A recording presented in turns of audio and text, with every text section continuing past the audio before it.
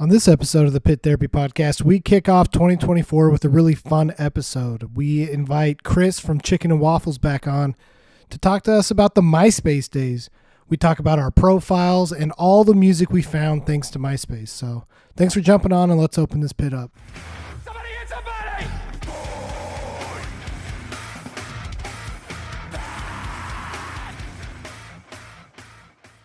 Well, welcome everyone to this episode of the Pit Therapy Podcast. It's Kyle, and we got Trevor, and Chris has chosen to join us again. And so we must have not screwed up that bad the last time. You still did, but there's a thing called forgiveness, and that's, what's important in life. Okay. Well, listen, we are bound and determined to never have you back again, so we'll see how this one goes. Fantastic. Yeah. Yeah. So, well, we've got a cool episode today. I'm excited about what we're going to talk about. But before that, just to kind of keep with, I guess, tradition on how we usually do these. Any new music? Anything you've been listening to, Chris? That's new? That's new. I put on the spot. You guys start, and I'll think of what I've been listening to that's new. Okay, well, I don't have anything, so. Well, this was going real well, then. This is going real well. What about you, Trevor? One thing. Okay, I did think of one thing. Did you guys ever listen to the band Through the Eyes of the Dead? They're actually a deathcore band from MySpace era. Yeah. So they just put out their very first two EPs onto vinyl, and they remastered it and put it on streaming. So that's been sick as hell. Oh, really? I guess it's not technically new, but it also is new to hear what 2006 deathcore that sounds good and sounds quality. And I love that band. So that's been super fun. That's way cool. So there's a band out of LA called Desmadre, and they put out a new song called Clownin' Around with the dude from Zababa. So I listened to that one. But no, man, I've been listening to just all sorts of crap this week, man. It's been all over the place. Friday, tomorrow, it's going to be an interesting 5x5. We'll just leave it at your that. grid's going to be a mess. It's going to be a mess. I don't know if Spotify picked it all up because I have been on the most random playlists, just letting them run wild. So It's probably one song per album. So I don't know if they'll hit the grid or not, but it's been everywhere. Right. So we'll see what pops. I did that thing where, what is it? One of the music listening apps I listen to, they showed my top 3 artists of last week, and I posted it, and someone was like, I want you to know, I think you make these up. These aren't real bands, and you've been making them up forever. Oh my gosh, I just thought of my answer. I thought of a band. Oh my gosh, I can't believe I didn't think about this. Okay. Back in the day, there was a screamo band called Orchid. I'm a big fan. And the members of Orchid, the original members, they had a spin-off band that was called Bucket Full of Teeth, and it was super underground. It's just ridiculous grindcore and screamo mixed together, and they never did anything with the music besides put it on YouTube. And so for years I've had to listen to this garbage quality, but they just decided to put all the music on the internet on Spotify and Apple Music as one album. So there's 45 songs in one album, and they're putting it on vinyl. I was very excited about that. Bucket Full of Teeth. Good. Highly recommend. Gosh. Yeah. We have a weird history on this pod of uncovering bands that don't have good music on the streaming platforms. Right. We were talking about The Secret Lives of the Freemasons. Their first album's not on, was it Apple or Spotify, right? And I emailed Jeff Rickley, because Jeff Rickley from Thursday for some reason is credited to the record label you just that released it. Emailed Jeff Rickley. Oh my DM'd him on gosh. Instagram. That's the coolest thing I've ever heard. No, it's the worst because he didn't message back, and I'm pretty sure he just this kid's an idiot. But because my message is yo, what up? It's the worst message ever. He probably read it as I'm being trolled, but yeah, I want to hear this guy's gonna kill me album someday. Yeah, probably. But that first The Secret Lives of Freemasons album is dope, and you can't find it anywhere. So, dude, I love Jeff Rickley. He's the bomb. So I just pulled up Bucket Full of Teeth. They've got several songs that are under 10 seconds long. Oh yeah. So oh yeah, that's the bomb. Same thing. It's 45 songs long. I think it's only 30 minutes. He did say it was underground. I mean, that's molten layer of the earth underground, man. Holy cow. Yeah. So, all right. Well, what about shows? Any cool shows coming up. I did just buy my tickets to Neck Deep in January, Oh, so good for you. I'm pumped to be going to that. That's great. Yeah, I'm so annoyed that one's not here. Neck Deep in Right? Drain. That's gonna be a fun show. And dude, That's have the you best listened to combo. Higher Power? Have you heard of Higher Power? Higher Power rules. They're so good. Yeah, Higher Power rules. And they don't. So they're on that I bill. believe Higher Power is from England, right? I don't think they come Yeah. to America very much. So No. Yeah, I'm pumped to see them. And then Bearings is the other band, and I'm not a huge Bearings fan. 3 out of 4 bands sick.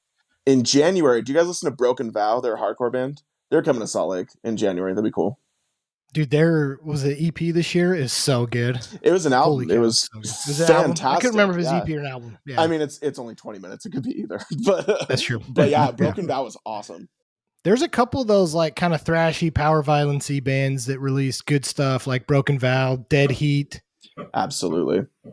What was that one that I was showing you the other day, Trevor? I can't remember what they were called. Enforcer or Enforced? Is that what they're called? Oh, Enforcer. Oh. They're sick. Yeah. I've seen them a couple times. They're great. Album's crazy this year. Yeah. They're very power trip sounding. They're great. Yeah, I was surprised that Kyle actually sent it because that's not typically the style he's into right now. So just had a hard time with like metal related stuff lately, but thrash metal though. You just listen to different. so much I Prevail. That's the thing about you, Kyle. It's true. It's just so much I Prevail that there's no room for anything else, you know? What can I say? What can I say? I literally don't know what to say about that. So you might have thought that was a joke, but I was genuinely saying, like, what can I say? What can I say? All right. Anyways, we'll just jump right into it because I don't think we have anything else to talk about. So, Chris and Trevor and myself have a pretty funny text thread, and we've talked a lot about MySpace and MySpace bands and the whole MySpace era. So that is what we're going to be focusing on today. Hopefully we can keep a straight thought because I feel like we got some pretty good material here. We all grew up in the prime MySpace like era. So, and listen, I'm glad that we have Chris here because between Kyle, Josh, and myself, I think I get the most crap for still enjoying MySpace era bands. Like even on the last episode, you're like, you're never going to get me to listen to Attack Attack again. Terrible take. Attack Attack is amazing. And I'm pumped for this because we're talking about playlist recycling. I didn't listen to last so much MySpace crap. Dude, for real. That's the thing is like almost all the bands we'll talk about today, I still listen to. So this is going to get hot. Yeah. Dude, yeah. I've really enjoyed doing this. It was a big nostalgia hit. And like we were talking about before, it definitely led me and connected the dots to other bands I haven't listened to in a real long time that I would probably still listen to. But there's a lot of crap, man. Like there's a lot of crap. There is. I just can't do it anymore. So there is. But even that crap though, it holds nostalgia and it's worth listening to. Right. It's absolutely worth it. It'll be fun. That's what we talk about. Yeah. Okay. So, all right. I know, Chris, you're a couple years younger than us, but like, when did you start? Do you remember like when you started getting to MySpace? How did you get introduced to it? I think we've talked about this before, right? I think we did, but I was in like 7th grade. So how old are you in 7th grade? Like 12, 13? Yeah. So at that age, and I heard of MySpace. So fun fact, I might like derail the conversation right now for the whole pod. I didn't even have a personal MySpace because I like was so weirded out by it. But the thing that was beautiful about MySpace is you didn't need an account to be on it. So I would still get on it every single day, but I didn't have my own. So I would just like get onto other profiles and like look at music and stuff. But I never like got the guts to make my own because I didn't see the point at the time. But yeah, like. I just like heard about it and then was on it all the time, especially for pirating music. That was it's golden. Yeah. Allegedly, yeah. I totally paid for what about all you? That. Exactly. What about you, Trevor? So MySpace was a weird thing for me. I had very strict parents. I did have a personal MySpace, but for the most part, it was kind of built by our buddy Chris, Friddle. And I'd go over to his house and they had 2 computers. Him and his brother had like 2 gaming setups next to each other. And so I would just hop onto his brother's computer and Chris would just like walk me through like changing my background, adding different like videos and stuff. And like we'd sit there and build our MySpace profiles. So, man, I have a lot of memories of sitting next to Chris doing that for hours while also sorting through top eights. Yeah. So, Yeah. So I don't know if you guys remember, but I had one of those like MSN chat yeah. Oh yeah. accounts or whatever. I did that for a while, and then MySpace came around. My older brother, this is probably where we differ a lot from a lot of this stuff, is my older brother kind of like guided me through a lot of it. I can't remember who I was talking to like last week, but looking back on some of the sketchy stuff we did on like those chat rooms and like random, I don't know, random like wiki sites where you could talk to people, and it was like it really was the Wild West. It was kind of dangerous back then, but you know, I survived. Oh man, you put was your very life dangerous. online. So Yeah. I will even say just though, to like, I was just go gonna say ahead. like, Go even ahead. just to play like RuneScape, you were like chatting with Right. adult men. Yeah. Right. RuneScape, that's a callback right there. Yeah, RuneScape was the shit. I love that game. But yeah, that And was a one weird of the one. like, I think one of my first, and we're already getting sidetracked, but Okay. one of my first like intros to the internet is literally whatever it can be. Is I remember I was a huge like Dragon Ball Z fan, so I watched like Dragon Ball Z, I watched Dragon Ball, I watched Dragon Ball GT, and then somebody one time had told me about Dragon Ball X. So I searched Dragon Ball X and a bunch of like Dragon Ball Z hentai pops up, and I was like, "Yo, Sick. this Yeah. is not, Yeah. you know." You were like, Goku, what are you doing with those balls? Yeah. Yeah, I was like, "Yeah, that's Sailor Moon's not part of like Dragon Ball universe." You know, like I'm just saying. Anyways, That's hilarious. so I had my own MySpace account, but I don't like the cool thing about social media, like MySpace, and even like the intro to Facebook was it wasn't like social media how we think of it now. It was very much like you didn't even have to be like a real person, right? You could still be anonymous and have a big profile and talk to people. And I always thought that was way cooler with MySpace. Yeah. So Yeah, I but I work don't in think- social media, and like I've told many people over the years, MySpace is the most ideal social media there ever was because it was the most personalizable and you could make it anything you wanted. There was hardly any rules too, which is good and bad. Yeah, but the customization was also its downfall, right? As Was fun it? as it was, it also made it so you had to spend way more time to get things how you wanted versus when Facebook came along. Just the easy cookie cutter, like you're just posting about your life, you're just providing updates and everything. Like it just made it easy. And so Dude, like they're teaching HTML classes to like elementary school kids now. oh, I just got my kids like new tablets because we're going on a cruise in February.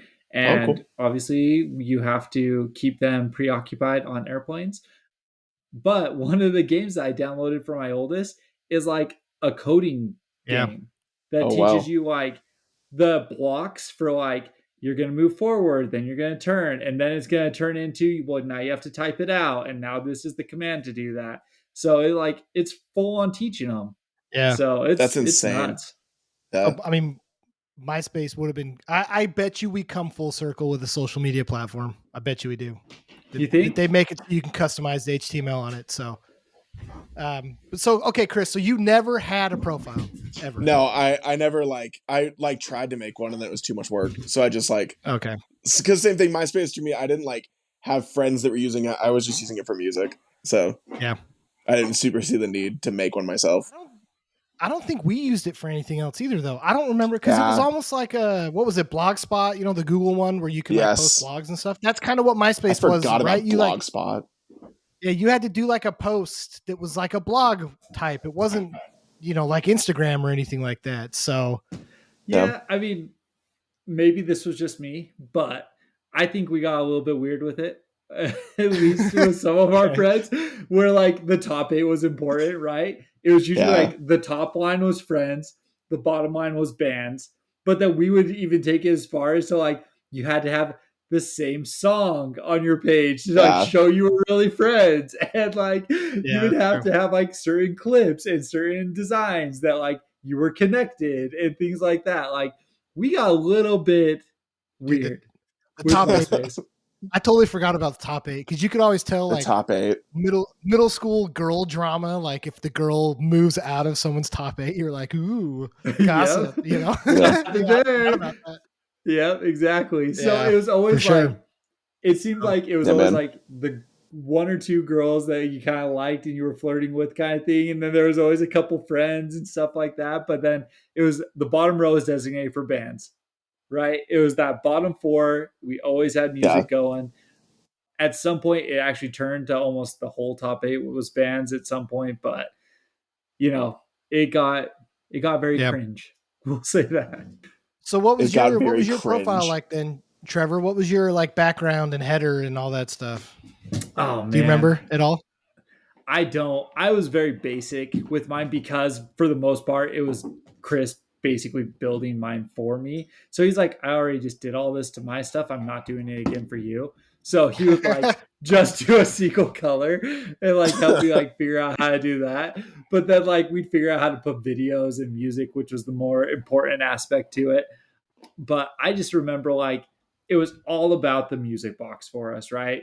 Oh, like the songs that we were listening to. And it was who could find the most unique underground band at the time. And that would rotate almost weekly. Like I can remember you were just talking about like Memphis Mayfire earlier before we jumped on. So I remember when those guys came up. I remember when Before Their Eyes popped up, A Skylit Drive. But then, oh my gosh, right? Yeah, you're still. I love Before Their Eyes. I didn't even think about them. That band's so great. Dude, their first couple albums, perfect. Absolutely. So good. But then I remember like the bands that no one knew about, like A Bullet for Pretty Boy. Like I remember when they posted they're on my first, list. like, I love A Bullet for Pretty Boy. Yeah, exactly. And like you were like, if you got them in like the first week or two that they posted, you were like king, And then everyone's asking you, how did you find them? Well, I clicked on this band who went to this band who's friends with those guys, kind of thing. Yes. Yeah. And it was, that's what it was. So sick. That's amazing. So I remember vividly when Fossil Latido album came out from A Static Lullaby. Yep. That I spent hours making my header like the Static Lullaby logo, and then the background was the album with the tree that's like kind of on fire. Dude, I remember spending hours making that work, and I very vividly remember A Static Lullaby and all that stuff. So, dude, that's so sick. Good. So good. That band was the bomb. Yeah. Please get back together. They really were. Lullaby. Yeah. Well, what's crazy, I mean, their first 3 albums are insane, and then they decide to come out with like one of the coolest southern metalcore albums ever. Right. Because Rattlesnake is so good. Right. Yeah. Yeah. That change in direction was awesome. I love that band. Oh, I do too. I actually was just listening to Hang 'em High with my wife before we like. Heck yeah. No, I was just gonna say like she's like I don't know any of these songs, and she's like scrolling through. I'm just like just turn on Hang 'em High, and she's like, all right, That's whatever. right. So, yeah. I remember seeing them on tour. I can't remember who they were with, but it was right after Rattlesnake dropped. Oh, sick. I think they were with like Maylene, and might have been like Maylene and Haste Today. So it was like a metalcore southern type. Yeah, it really was. And I remember they're up there playing, and it's this like dirty southern song, and their bass player like walks off stage. Then he comes back out and like flips his hair up, and he's smoking a cigarette while he's playing. And I was like, this is like just gritty, nasty, dude. That's I freaking loved it. It was amazing. It was so good. Yeah. That was a good show. Yeah. So MySpace had probably one of the largest influences on a particular genre of music. Would you guys agree? Agreed. Oh, yeah. Like, I don't think any of the emo, screamo, a lot of the post-hardcore would be where it is today if it wasn't for MySpace. So it was really interesting going through a lot of these lists and looking at some of the bands that, people have said like were huge on MySpace and how freaking successful they've become. Oh yeah. You bands like Panic at the Disco, or I don't know, what are some of the other like bigger bands that you guys could think of in the world of like emo? Yeah, just MySpace specific that shouldn't have gotten as big as they did if it wasn't for MySpace. I mean, From First to Last is a good one. I mean, that's a huge band, From right? First to Last is a great example. Yep. Another one that I think MySpace helped a lot was Escape the Fate. Like I'm not They even were a fan at all. huge. But MySpace was humongous for them because they were like Yeah. Ronnie Radke and his dorky little friends, and then because of MySpace, Yeah. they like became a thing, and then they were playing like main stage at Warped Tour in the next year. Dude, So my boss, it's like, I don't know, late 50s, Texas, like born and raised Texan, knows who Escape the Fate is. yeah, dude, their like, coworker that's met so it for freaking sure. weird. Yeah, Dying is your latest fashion, man. That album, it's their only good one. It's their only It's good good. one. It's good. Yeah. What are all the songs? There's like Situations is their big one the from that record. guillotine situations, Yeah. but Oh, the then guillotine. the one that like exemplified this whole scene, this whole genre, not good enough for the truth and cliche. Oh, totally. Yeah, sitting in Yeah, this room playing Russian roulette. Yeah, Finger dude, on that the was like a trigger to my MySpace dear classic. Juliet. Yeah, dude. Heck yeah. Like Dude. that you want, and now we're gonna start talking about this because like this whole genre of emo, screamo, all of that kind of stuff, it was exemplified by the Scene Kid, right? Yeah. And Escape the Fate is a perfect example of that. They were your quintessential stupid haircuts, super tight black shirts, super tight skinny jeans kind of thing, and the singing like snake bite piercing, the snake bite, yeah, canine bites, yeah. Uh-huh. Yes. I don't know what was first. Was it the scene or was it the music? That's a great question. Like I don't know because yeah, Bleeding Through I think is somewhat credited for starting the whole Scene Kid look. Is what I've kind of read. I don't disagree to that either because Bleeding Through was the first metalcore band to be like gothic and sad. Metalcore up until then was a metal thing, it was a hardcore thing, and then they were the first like we should be depressed. Yeah. So like I don't disagree to that, but I don't know if you can like write down the timeline, say like the Scene Kid movement got tied with emo music. I think they just started like literally bleeding through to each other. So I don't know like when that happened, but that's a great question. Well, so I was just gonna say it's interesting looking at like because goth music had been around, right? Yeah. So you've had, you know, black clothes, but they were always wearing like Jinkos and like really baggy clothes. Yeah. Lots of fishnet stuff, you know. Or they were really like nice. They were the kids who would wear like a suit jacket to school. You know what I mean? Like they would almost the Cure style. Yeah. They would wear the collared shirts that were white and right. You know, like taking it almost to that extreme as well. So you had the difference in goth style in that aspect. Yeah. So you had like a lot of you can kind of tell like where they've pulled a lot of their influence in from, right? Because absolutely.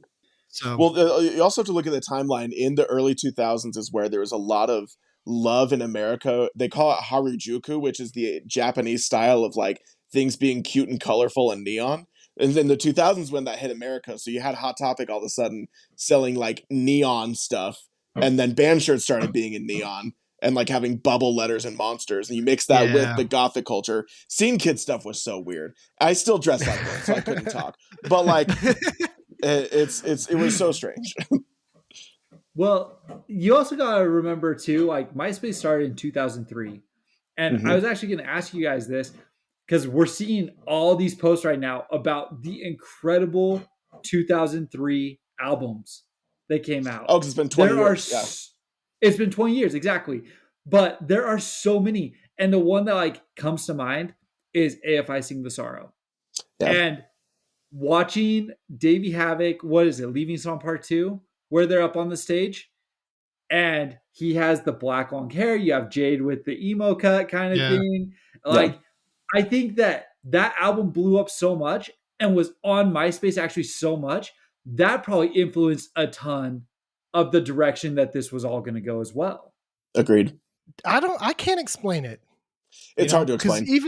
Even when I was back in the day and like I listened to a lot of these bands, you know, we're going to talk about bands like Drop Dead Gorgeous.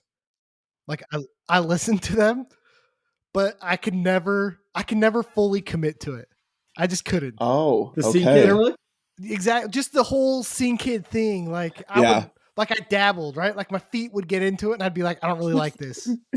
Like just thinking about all that, like Greeley Estates. Like I had a couple Greeley Estates albums, but like even now I'm just like, I don't know. Oh, Like Kyle. I wore skinny jeans, but I never like wore black skinny jeans with like a Nightmare Before Mascara. Christmas t-shirt. You know what I mean? Like, The fingerless gloves. You were Exactly. wearing fingerless Yeah. gloves. You didn't have the so- 100 rubber bracelets up your arms. Yeah. The Livestrong ones. I love those rubber bracelets. Yeah. I'm Just still like a the sucker really for those. colorful ones. Yeah. Yeah. Or the ones you'd go to like Hot Topic or Warped Tour and there'd be like 100 of them on a rack and they'd all say like Asking Alexandria or whatever. Yeah. Yeah. Oh, All right, so let's get into some of the music. Let's get into some of the music. okay, let's do it. So what do you remember the most? What bands, or I guess I don't know how to like Man. I guess jump into this. How to start this? Yeah, in an effective way, but like what were the bands that started to pull you in, and then we can start pulling threads from there. I named a couple. I think Drop Dead Gorgeous was a big one, and like Greeley Estates for me. Well, let's go this direction. This direction.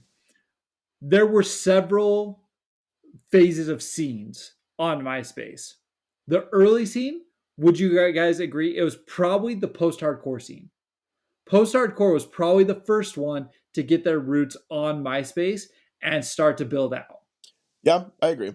Okay. So you're talking like from Autumn to Ashes, A Static Lullaby. Yes, that's exactly who I'm thinking. Okay. So from that aspect, who are a couple of the main ones? Like probably the biggest, I think they were like MySpace and this band were like hand in hand, and that's from first to last. Oh, absolutely. Right? They were probably the biggest, and they were probably one of the most influential when it came to the MySpace aesthetic, the MySpace scene, getting like showing the way of how to do this. So like who were a couple of the other post-hardcore bands that caught your attention through MySpace? If we're talking like from first to last style, Alisana was huge on MySpace, especially like with like Alisana talk about was massive. tight pants and V-neck shirts. I guess it wasn't V-necks quite yet, but they did all the swoop hair and stuff. I was never actually huge in that band. I think they're okay. They were never my favorite, but they were big on MySpace. You know, I knew a ton of people that love them, and I think they're pretty good. I'm not huge, but like they're pretty good. So the one that caught my attention that I love their music, but I was the same as you, Kyle. Like I couldn't get into the whole black mascara and things like that. Number one, I had parents who would have shot me if I tried to walk out the door looking like that. Number two, it just like, you know, it was just too far. So I had the studded belt, I had the tight jeans, but then it was usually a band tee or something like that. But Aiden. Oh my god! You guys remember Aiden? Yeah, of course. Aiden. Gross. Yeah. What's that song? Was it the Last Sunrise? The Last Sunrise. Yes. Man. So good. And like I remember like when they were in their heyday, everyone was talking about what's their vocalist name? He went by William Control is the name he went by after band, but that was the solo, right? Yeah. But they talked about him as being the next Prince of Darkness, that Ozzy had labeled him the next Prince of Darkness and stuff like that. Do you remember all of that going down? Of course. So weird. Yeah. That was another one that caught my attention. Aiden. I haven't heard that name in forever. I just remember watching the Last Sunrise music video and I was like, this is the dumbest thing with like they all look like they're like emo vampires. Like I didn't think vampires could get any more emo. They're already dead. You know? Dude. Song Do you know what's funny? though, this might be a tangent, so I apologize if I'm derailing things. But another one of my favorite bands from MySpace got their name from an Aiden song, and that is "I Set My Friends on Fire." Like that. Yes, I didn't know that was from an Aiden song. That's an Aiden song. Yeah, yeah, it is. And we're going to talk about I Set My Friends on Fire at some point. So. They're the best. But so this was the weird thing, though.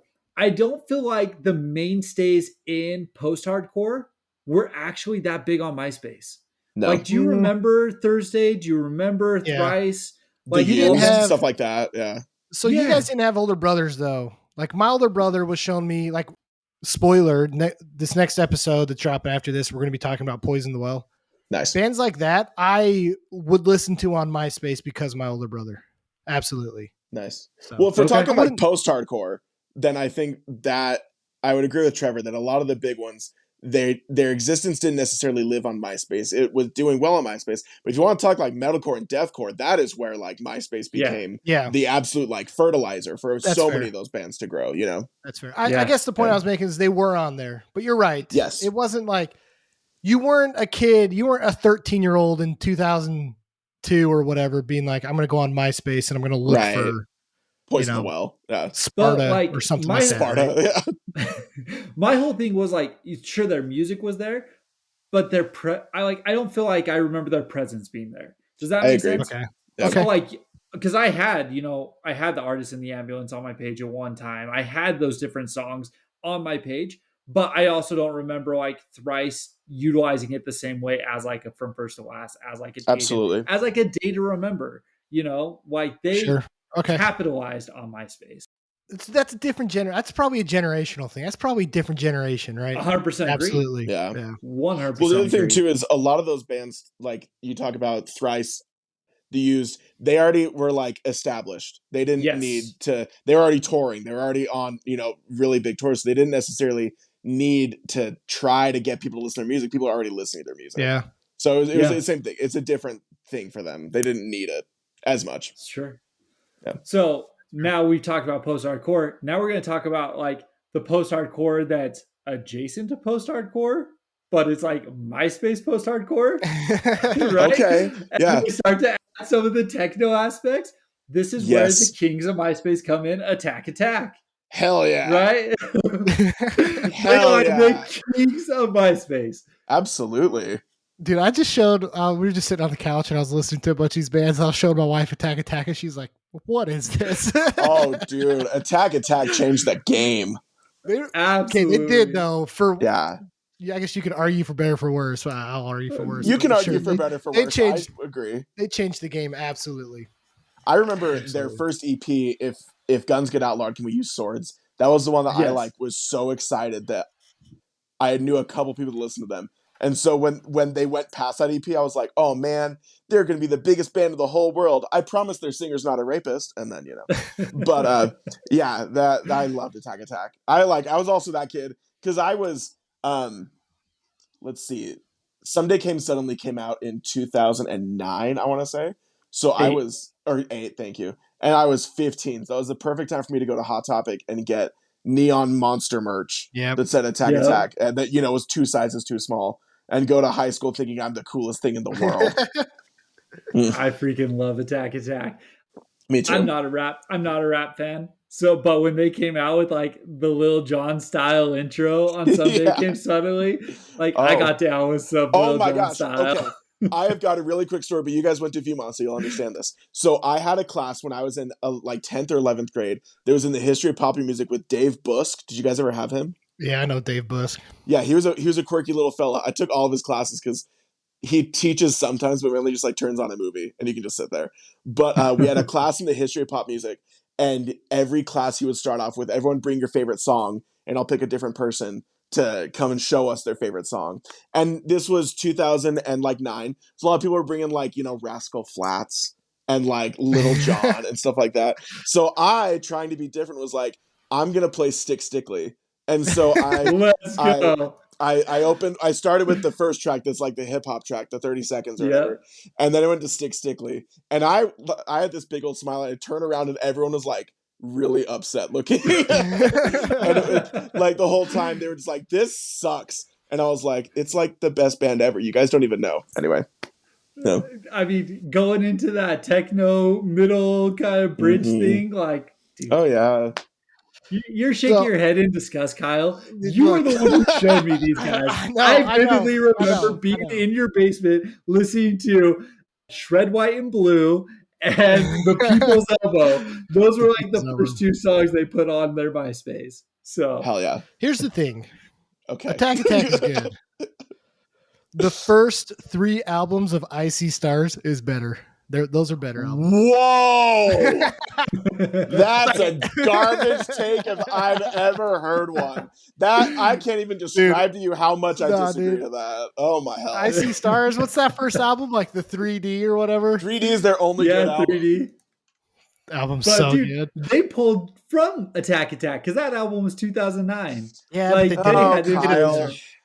did it better, dude. Absolutely, they did it better. Yeah. We skipped over a little bit. I crowny Attack Kings of MySpace, but Drop Dead Gorgeous. I know all 3 of us love Drop Dead Gorgeous. So good. And I don't know, man. I listen to it now and I feel kind of icky. What do you feel icky about with Drop Dead Gorgeous? I don't know. I'm just like, I'm so glad we're not doing this in person. I would have jumped. I would have choked you out. Are you serious? What makes you feel icky about Drop Dead Gorgeous besides the fact that they're better than any band we've talked about? I mean, that's fine. We've kind of talked about trash, so. I'm just joking. Oh, sad. Seriously though, their first album was all right, but I don't know. I went back and listened to it. What's the first song on that? Dress for a Friend Request. Which is about MySpace. There you go. I know. Yeah. His screams in some of those parts of that song, I'm just like, is he okay? Dude, Skylar Musgrave used to call them the Pterodactyl Band because he sounds like a pterodactyl, and that ruined it for me. But to those listening who don't know Drop Dead Gorgeous, they were the best band ever. So just so you know, I love Drop Dead. I love Drop Dead because of the piano, and so these guys were a little kind of a precursor to Attack because they started to implement, like, I know that there's other metal bands and stuff that use piano and stuff like that, but these ones were what do they call them? The dissonant chords, the piano, like it was the most simple dun dun dun like it was so simple, but it was so fun. It was awesome. I don't remember a lot of bands that had like straight piano. No, it was songs, it was a lot of people doing synths. Yeah. In fact, another band in the same vein that got huge on MySpace was Enter Shikari because of the Sorry You're Not a Winner. That song blew up on MySpace. Yep. Dude, Enter Shikari's dope. I love that band. I still love How are you saying Enter Shikari's dope and you're on Drop Dead and Attack? Look, it makes complete sense if you're living inside my head. I promise. To be fair though, Enter Shikari never broke up and they keep making good music. Attack became a disaster with who was in that band, and Drop Dead Gorgeous will never get back together. So sadly, yeah, that's true. Here's some of the other bands that I was looking at. Let me know if any of these spark emotions. 303, I can't stand them. Okay, so this is crunkcore now, right? This is the garbage of MySpace. The absolute what was trash. it? Broken? What were they called? Broken Side. Ugh, dude. Broken Side. Oh my god. Broken Side. That stuff gives me acid. Just listening to it. It was so bad. It really was. Yeah, it was a weird time. Was crunkcore. Yeah. So here's some others though, like Black Veil Brides. Yeah, they got big on MySpace. Cute is what we aim for. I mean, these are pinnacle emo. Yeah. Did you like that style of pop music? The Cute is what we aim for. No. Who were some of those other bands? like the polo shirt pop punk. Yes. Like Mayday Parade. Hey Monday. Mayday Parade. Hey Monday. The band Just May. Oh yeah. I actually wrote a couple of those down. Red Jumpsuit Apparatus, I feel like falls into that. Oh yeah. Yeah. So my wife, we were talking, and she was like, I wasn't really into MySpace. I don't know any of this stuff. And so I started playing songs from some of these bands, and she starts singing along. She goes, I remember this song. I was like, okay, so you absolutely you do. Were a MySpace kid. Yeah. She knew every single word to the Red Jumpsuit Apparatus. Of course, that song, they were huge for that second. Another band that was along that same vein was Never Shout Never. Do you guys remember them? Oh, I was just going to bring them up. You want to talk, if you could in a dictionary look up the definition of a scene kid, it's that dude. It was the Christopher Drew from Never Shout Never.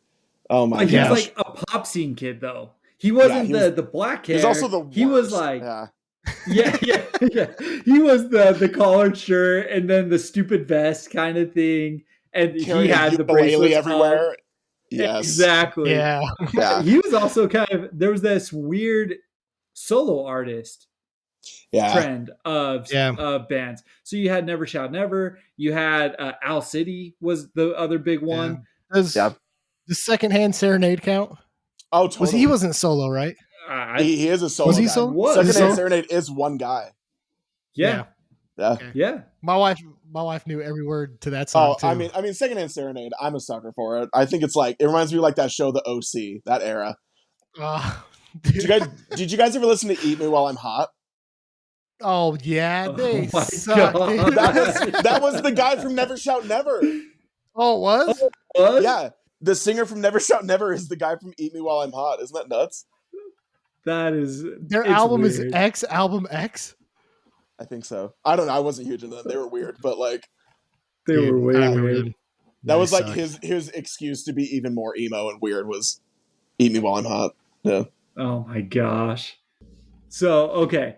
So we've gone through some good, some bad, onto like the heavy. Oh, right? hell yeah. This is where my passions are. Yeah. Yeah, exactly. But like I feel like all this stuff like led to being able to get into heavy music, right? So like I'm thinking along the timeline. So we found like A Day to Remember. Jeremy's Scream got way heavier than some of the other stuff. Like you can crap on them all you want, but Attack Attack, their breakdowns with like the bass drops and stuff like that, they got heavy, right? Sure. At the time, come on, bro, they got heavy. Don't give me that crap. But now, like, so then you start to like bridge into like deathcore, right?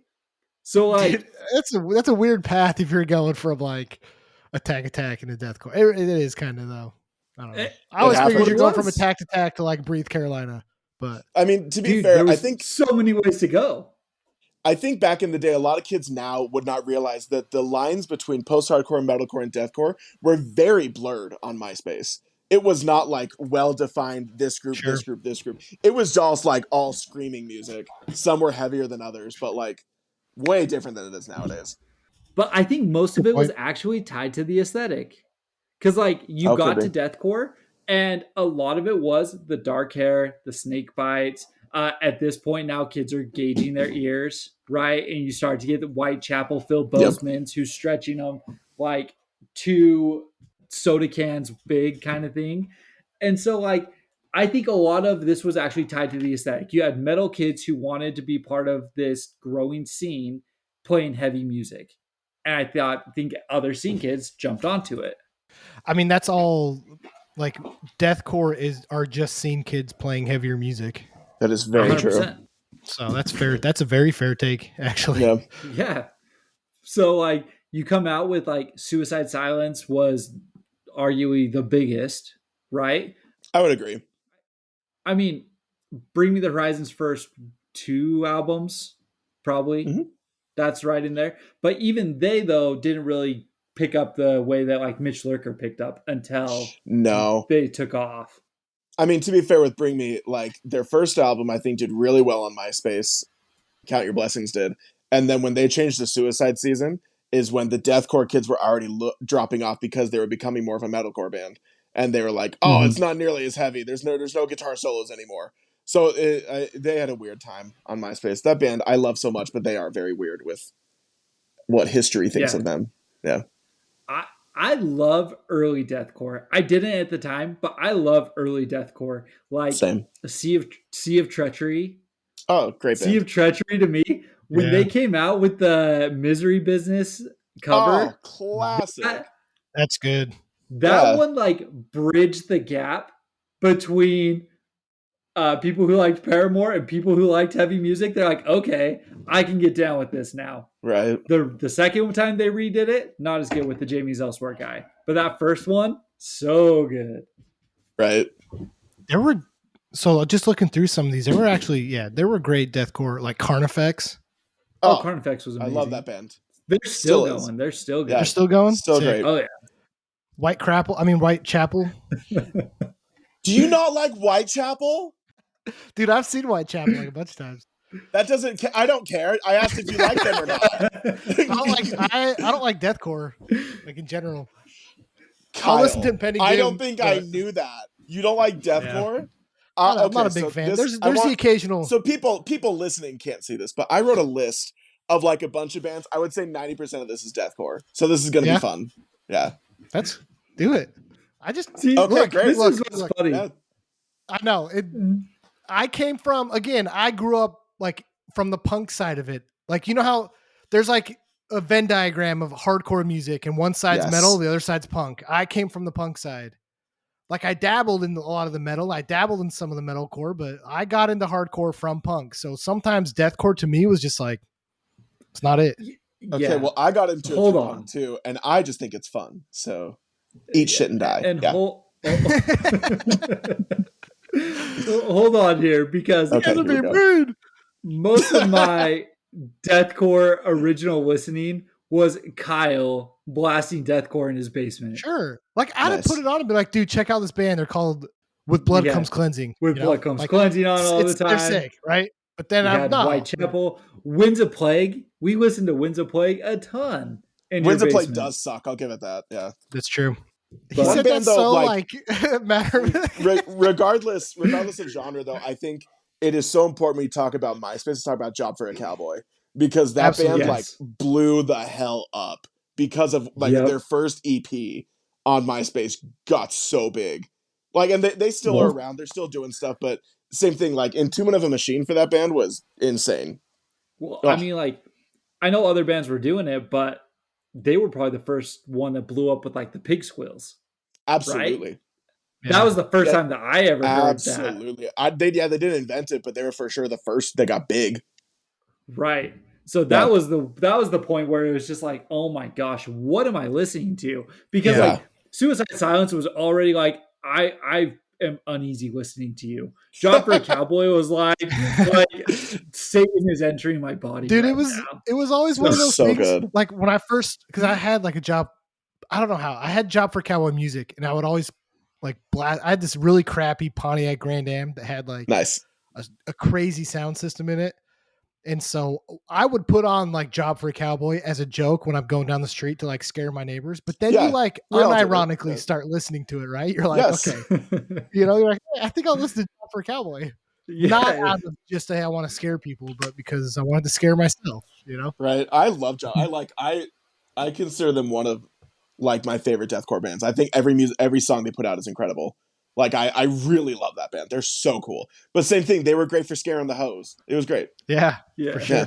I'm still not a big pig squeal guy. I can't do that. I can't do the inhale very much. So I'm Mitch Lurker is like the pinnacle for me with what he does. Mitch was the best. Yeah. No, Suicide Silence is another great example. We did mention them before, but like because of MySpace, in just a very short period of time, they went from playing like restaurants in San Diego to playing the main stage of Warped Tour. Like they got such a big jump because of MySpace and because of songs like Unanswered that they just blew up so fast. It was great. It was awesome to see. The lyrics and stuff in their songs, it was a shock and awe thing. You know what I mean?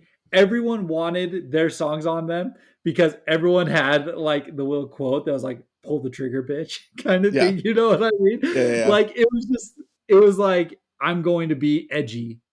And so Suicide is going to be that band. Yeah, absolutely. It was music written by 17-year-olds for 17-year-olds. Like it was just teenagers for teenagers. Yeah. That band turned to garbage, but whatever.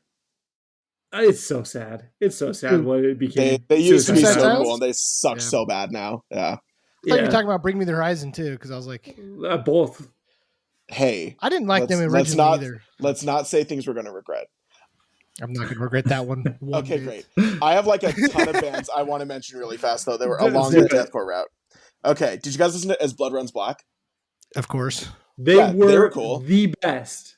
They were number one. I love that band. I love that. Fears Have Become My Phobias or whatever that song is. Yes, My Fears Become My Phobias. Yes. Good.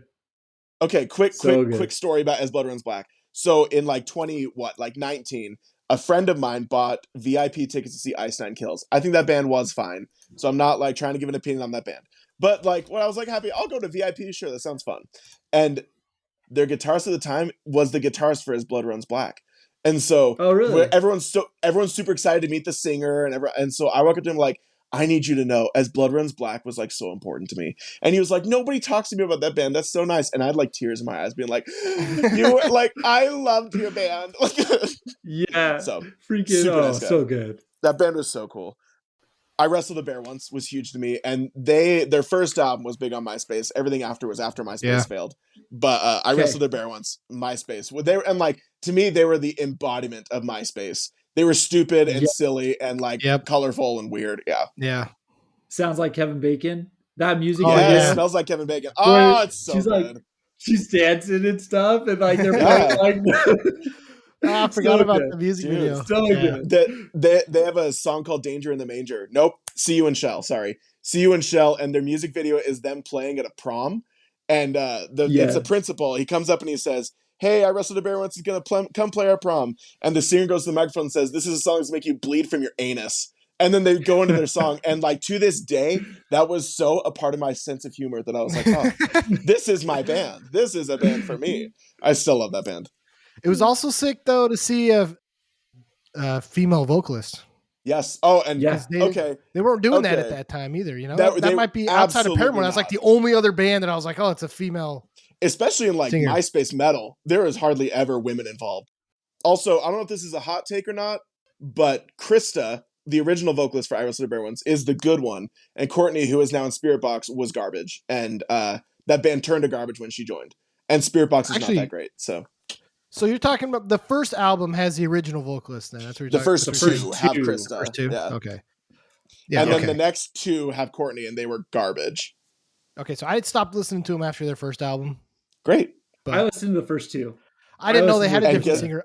See, I don't like Spirit Box, and I keep seeing people referencing Spirit Box, and they're like, Spirit Box is for my Wrestle a Bear Once. I was like, man, that's not. That's not who I remember. They weren't original members either. Her husband was also in I Wrestled a Bear Once, but he came on the fourth album and like played guitar. So they used that credit, but it's like you guys weren't even like there, you know? Yeah. Yeah. All right. Kill Whitney Dead. I know Kyle loves that band. Oh, shoot. Favorite, arguably favorite. Arguably, I forgot about them, and I'm sad that you made me remember them. See, dude, Kyle drove around with Kill Whitney Dead. Yeah, Kyle drove around with Job for a Cowboy. I drove around with Kill Whitney Dead. Dude, that was the talk about the weirdest freaking band in the world. Talk about like. It's hard to explain that band to people that don't get that because you're like, well, it's mainly samples from movies, but there's also screaming and there's like really good breakdowns and it sounds really bad. Like it's like Kill Whitney Dead is hard to explain the appeal. Oh, I love that band. They were so cool. They were so cool. And fun fact to those listening, I have my own band called First Grade Fight Club, and Kill Whitney Dead is very big for the music I make. So there you go. Did you guys ever listen to Annotations of an Autopsy? Yeah. I listened to Annotations of an Autopsy. A ridiculously heavy band. Ridiculously heavy. That was great on MySpace.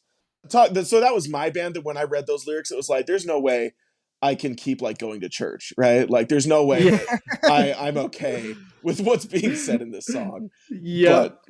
I love that band. Okay, here's where we're going to start getting like deeper.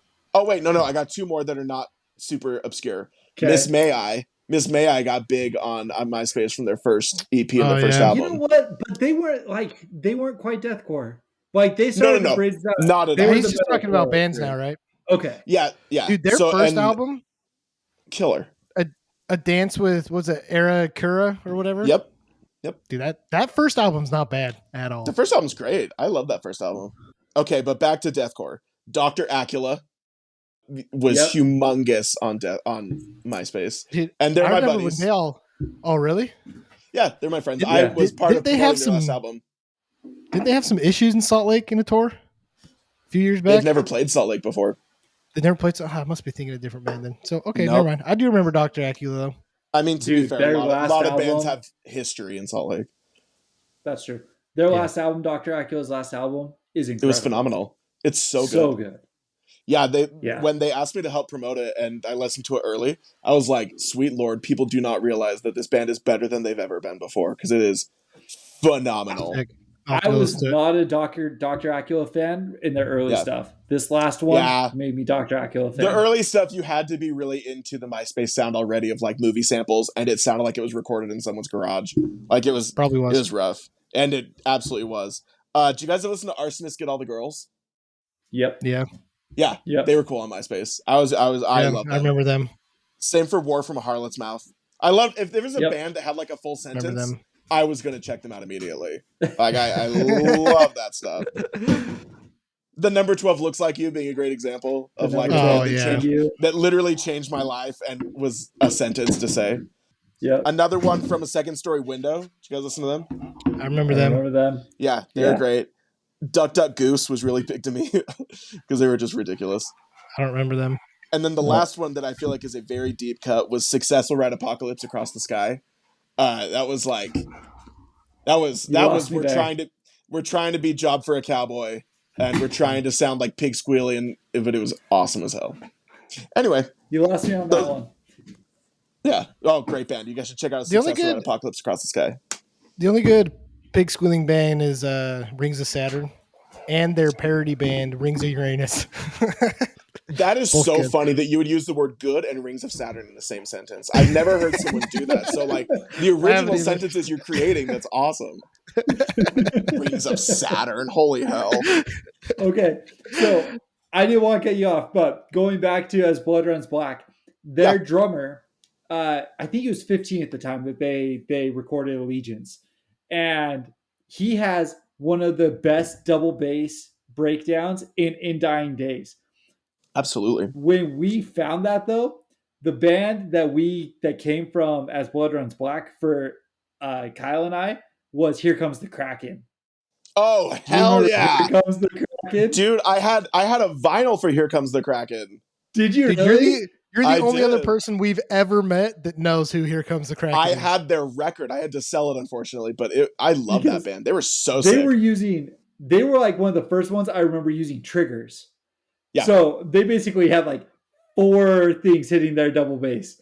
And so it was like, well, what was his name? Leitch or something in As Blood Runs Black. We're like, Leitch is fast, but have you heard Here Comes the Kraken? Yeah. Like, they were next level. When I lived in Mexico, I lived in the same city that they're from. And I kept trying to find them, but I never could. That's nuts. Can you imagine? I would ask people, hey, have you guys heard of Here Comes the Kraken? They'd be like, what are you talking about? Couldn't find them. So good. Can you believe? Yeah. So good. Dang, I know, right? I didn't know you guys liked Here Comes the Kraken too. That band was amazing. Oh man, they were good. I don't even know how we found them. It was probably MySpace. Probably just clicking through MySpace, man. It literally was like As Blood Runs Black. Yeah. Yeah, probably. So yeah, man. All right. The last part of this that I wanted to go through, unless you guys had anything else, Trevor. I didn't know if you had anything else on your list. I mean, let's hear what you have, and then maybe we'll add. Yeah, I just wanted to say, like, based off of a lot of the MySpace bands, what are some of your like favorite bands today that you wouldn't have found if it wasn't for that? And that might be like a super loaded question, right? But we were talking a little bit before this. When I was listening to a lot of these MySpace bands, I'd go to like recommended artists and stuff, and that'd be like, oh shoot, I haven't listened to this band forever. We'd already talked about like Memphis Mayfire. Their first EP is their best album by far. Oh, yeah. Absolutely. It is so good. And then I'm thinking about bands like Before Their Eyes, The Skylar Drive. I'm thinking of like the original Emerosa album, the one that had like Utah and whatever the other songs are. The first Dance Gavin Dance albums. Oof. Like I know that I wouldn't have found any of that if it wasn't for like me diving as much into MySpace as I did. So basically you're saying the creation of Rise Records is what you're referring to. I mean, so there's a fair question. Would Rise Records exist if it wasn't for MySpace? No. Not at all. I really don't think so, because I was actually reading an interview with Attack Attack and their drummer who's still in the band. And he was saying, we posted a couple things to MySpace, and Rise was the first band or first label to reach out. Rise Records was built off of MySpace, basically. All of those bands were extremely successful, did extremely well, and they all had the same sound, right? Rise Records should basically have its own genre of music, like Swancore, right? Yeah. Dance Gavin Dance and Will Swan, like there's Risecore, right? And Risecore for sure exists. Risecore. Like, just think about bands like Burden of a Day. Yes. Great band. Confide. That first I had Shout the Truth. My list. Dude, Shout the Truth is like a top 10 album for me. The original one, not the one with the sucky Joel Piper. That dude can freaking get diabetes or something, but freaking the original Shout the Truth album is such an I had the coolest Confide shirt that had like Shout the Truth, but like it was like weird lettering, like staggered, really weird. And it was like rainbow colored. And I cherish that shirt. And I love that album. So good. Yeah, man. Yep. And but so like, what are other bands like that for you guys? Like that that kind of fall in the vein of this like MySpacey sound, like a Before Their Eyes, but you wouldn't have gotten into. I mean, so Chris, you're wearing a Devil Wears Prada shirt, like I certainly am.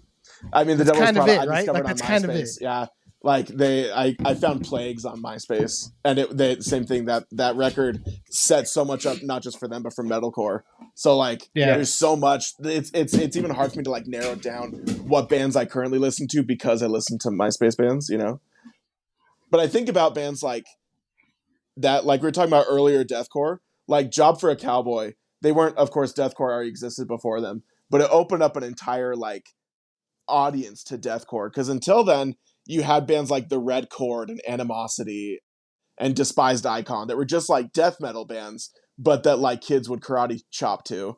And then Job for a Cowboy literally like created this bridge of like internet kids to also liking heavy music. And then you would see like, you know, Bring Me the Horizon shirts, a Hot Topic, when Bring Me was like a deathcore band. So it really was. And, you know, Bring Me the Horizon is still one of my favorite bands. So it really does create that, like, they may not have started a whole new style of music, but they opened the possibility of finding new music through the internet. Definitely. Because until then, it was not super easy to find music on the internet. It was just kind of like clicking around, hoping you would find something you liked, you know?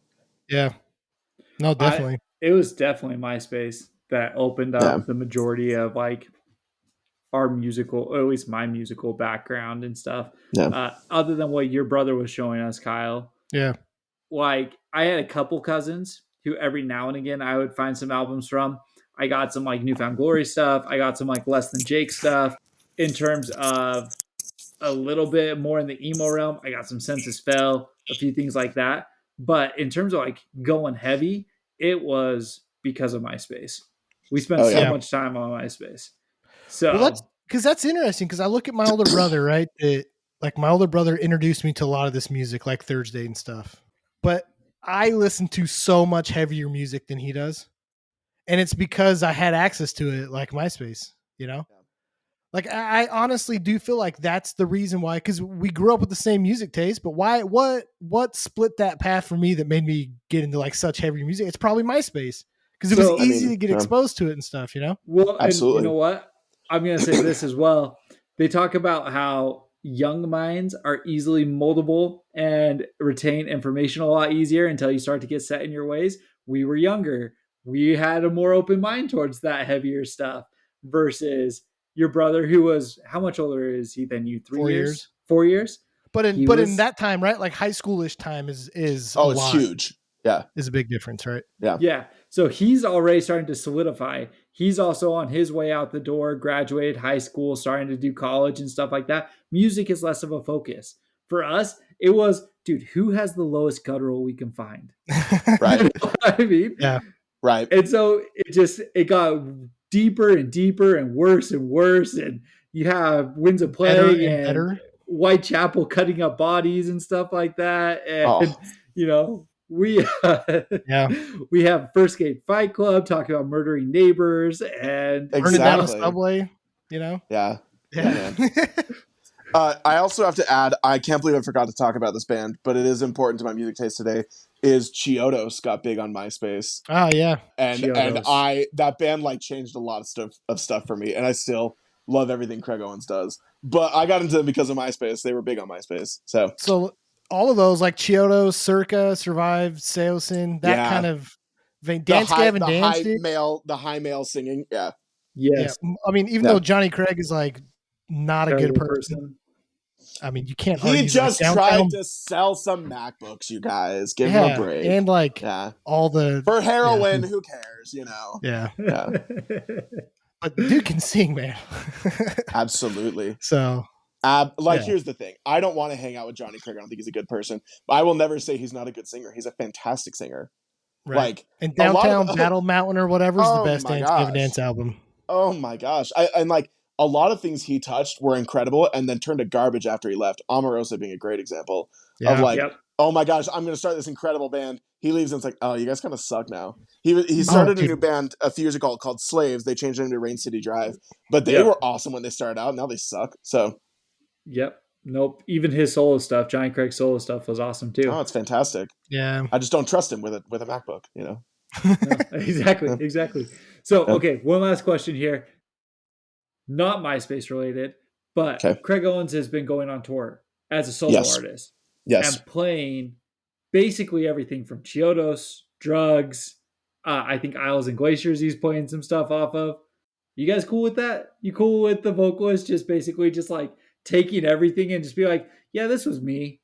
Screw y'all. Like, this is my stuff. Oh, So, Okay, I have a stance on this. You ready for this? okay, So I'm ready for this. Okay, great. So in 2017, I paid for a private concert with Craig Owens in someone's basement in South Jordan. He went on tour with his friend in a car and he just drove throughout the country and was like, pay some money and I'll play at someone's house, we can hang out for a few hours. It was an incredible night, don't get me wrong. And he's one of my favorite singers. But Craig talked about, and I don't know him personally, we're not friends, but he must be really hard to work with because people don't like staying in bands with him very long. When he would same thing. He would do that thing where he would like play a drug song, then he'd play a Chiodo song, then he'd play a Cinematic Sunrise song. And someone asked him, do you think Chiodos is gonna get back together? They had already put out that third album or fourth album, was so bad. And he said, I talk to the guys in Chiodos regularly, and they very politely told me, it's all on you. We don't want to do this anymore. You have all the rights, you have all the deserve to do whatever you want. But ironically, the same thing happened with Drugs and Cinematic Sunrise and Isles and Glaciers, all the bands he's been in. He tends to, I don't know if he's hard to work with or maybe hard to tour with, but it's him. And then they go, we don't want to do this anymore. It's yours. So when he's doing this solo tour, which by the way, he was going to come to Salt Lake and they canceled the show 2 hours before and I was very mad. And same thing, he's doing all these things. It's awesome. And I love his music. But when I think of Chiodos, I don't think of a dude with a guitar. I think of a band. Same with Drugs. When I think of Drugs, I don't think of Craig Owens on a piano. I think of a band. PCP. And so, band. That was so quick. Good work. But yeah, like so he's doing this whole like, oh, I'm going on tour and playing all these songs. Like, that's awesome. But like, I want to hear an electric guitar. I don't need to hear an acoustic version of the words "best friends become redefined." So I will say though, Chiodos acoustic is phenomenal. It's okay for sure. I'm a sucker for acoustic versions of those types of songs. Nice. But he must be just like the ultimate toddler, right? Like I don't know, because like he's texting the dudes in Chiodos in Drugs and be like, guys, if you don't let me do this, your life is going to be hell. Literally, it has to be that, terrible. Right? Like Mm. when Drugs got back together just a few years ago, because Drugs was a super group back in the day. Nobody besides Craig wanted to do it again, and so he was like, "I'm doing it again." And then he started a super group again with other famous people, like the guy from All That Remains and the guy from Bring Me the Horizon, like, and Varials were all in a band with him. And then like 6 months in, they didn't want to tour with him anymore. So now Drugs is just him with whoever will go with him on tour. And don't get me wrong, I paid to go see Drugs in just like February this last year. I wonder if he does like weird things. Do you think he like puts his fingers in people's mouths while they're sleeping and they wake up and they're like, Kyle, see, that would be hot as hell. You put your fingers in people's mouths while they're sleeping. So. I can't do this anymore. He's like, maybe you got to go on tour with Craig Owens. There you go. He's pooping in jars and hiding it in their rooms and stuff, Like, honestly, maybe it's just stuff like that. That's sanitary, though, so it makes sense. You guys are thinking he's being rude. What if he's just like kind of weird? What if he's quirky? Yeah. Yeah. Maybe just like Drugs isn't the name of the band. It's what I do. Yeah. Well, we're just trashing Craig Owens for no reason then. But it's funny you say that. We're just speculation. We don't know. It's funny you say that about the concept because on Craig Owens, the first time he did this early in the year, Kurt Travis went with him too. And Kurt Travis did the same thing where he's like, I'm playing songs from all the bands I've been in. Which same thing, is that okay? Because Kurt's not always the original singer for all those bands. So that's interesting. I think at some point these guys are old enough that like I don't really care. Like I would if I had to choose between not seeing Chiodos ever again or seeing Craig Owens sing Chiodos songs acoustic, I would choose the latter because at least I still get to hear it. And he's still got a great voice. So if his voice sucked now, it'd be different. But he still has a fantastic voice. Yeah, that's true. Yeah, I gotcha. What's your opinion, Trevor? You like? Yeah, I mean, we had this conversation on the 100th episode. Basically, if a band has said, we're never going to play our old music again, would you be cool with new people just like coming together and going and playing 100 songs? And we basically just said it's karaoke up on stage. Yeah. Essentially. And so So like Norma Jean playing Memphis Laid to Waste. Absolutely. That is such a good example. Exactly. Don't do it. But it's just, I mean, it's emo night, right? There's this new wave of emo night where it's basically just a DJ and then just some random singer, and that's all that's happening, right? That's different though. I don't know. It's I'm different. I'm cool with emo nights though. It's not cool different. Dude, I would never, like, I've dragged my wife to some like pretty wild concerts. There's some of these though, like Drop Dead Gorgeous, dude, she would never go to. Ever. She's more scared of seeing people than she is like the straight edge hardcore stuff that we go to. To be fair, if I went to like an emo night and they're like, hey, we're gonna play Greeley Estates and that song that's like you can go west, young man, or whatever. And it's emo night, like, yeah, okay, I'd go to that. I could bring her to that, you know. If they would do that in an emo night, I wouldn't think it's stupid. That sounds awesome. But it's just like yellow card. So whatever. You know what's interesting? So I've seen like different versions of emo night happening. Who was it? Someone from like a hardcore band just recently hosted an emo night, and it was like legitimate 90s style hardcore being played, but they still called it emo night just because like that's what it is. It's just like the DJ up there playing or whatever. But they're starting to like label it like emo night, emo music, emo night, hardcore music, emo night, deathcore. You know what I mean? Like they're starting to do that. I will say that if emo nights start taking priority over touring, then we'll have a problem. Yeah, absolutely. If there's gonna be an emo night and we're gonna play MySpace bands, I'm there. Right? Like I'm absolutely can you imagine? Oh my gosh! When We Were Young festival, but it's MySpace bands. Holy hell, dude, that would be crazy. That'd be sick as freaking hell. Listen, Chris, First Grade Fight Club's first concert. Okay. You can play your set, and then we just do a MySpace emo night. Yeah. Great. Yeah. I say everyone has to stay for at least 3 hours. My set's 10 minutes, and then We'll kick it off with I Set My Friends on Fire. And we'll throw in some Icy Stars. Gotta have the Icy Stars. Absolutely. Their first 3 albums, Kyle, are so good, dude. Dude, the Electric Forest with Cassidy Pope. Oh, such a good song, Pope. dude. I love her. Such a good song. She's like my eternal teenage crush. Crush. We had these other two friends that were like not into this music. And I think Icy Stars was playing with Breathe Carolina. Nice. And they were like freaking out to go. And they called me up and they're like, Kyle, do you want to go to this? And I was like, no. And they're like, well, we've never been to a concert like this. Can you take us? And I was like, all right. So that's how I got roped into seeing Breathe Carolina. And I regret it for the rest of my life. We saw Breathe Carolina more than once. Dude, not with me. There's no way I'm going to that. You know how I feel about that stuff. Bro, I vividly remember you being at the show with Breathe Carolina and their drummer, because they were on tour with a heavier band, their drummer came and danced with us. And you were all about the Breathe Carolina drummer dancing with us. Look at that. I think you're getting those mixed up because I've literally only seen them once and it was with those two guys. We'll talk later. Prove it. Off the text message. I can do it. So like, even if you prove me wrong, I'm just gonna edit it out of the episode. So. Nice. Yeah, nice. Oh man. Okay. Well, right. This was a ton of fun. But this Chris, was stick around with us for a mess. second. Awesome. It was a good time. Stick around with us for just a second here, Chris. But yeah, this is gonna drop just after New Year's. So happy New Year's to you guys, and welcome to 2024. Hopefully, MySpace makes a comeback. Hopefully.